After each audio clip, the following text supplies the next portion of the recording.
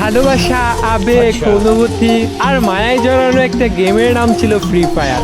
একটা সময় ছিল অবসর সময় কাটানোর জন্য আর বন্ধু বান্ধবদেরকে নিয়ে আড্ডা দেওয়ার জন্য সবচাইতে সহজ মাধ্যম ছিল এই গেমটি।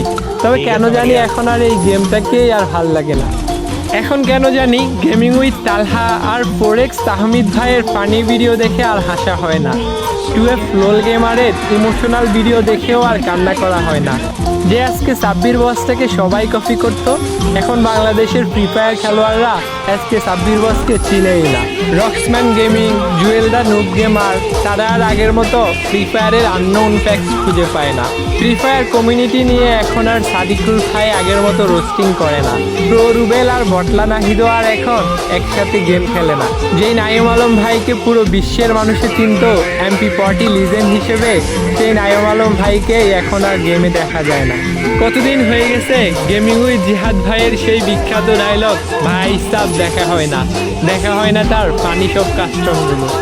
যদিও এখনও মিস্টার ত্রিপোলার ভাই, ইস্কাব্য ভাই এবং গেমিং উইথ তালহা ভাইরা নিয়মিত ভিডিও ছেড়ে ফ্রি ফায়ার কমিউনিটিটাকে বাঁচিয়ে রেখেছে, তবুও সেই পুরনো দিনের ফ্রি ফায়ার গেমটাকে অনেক বেশি মিস করি।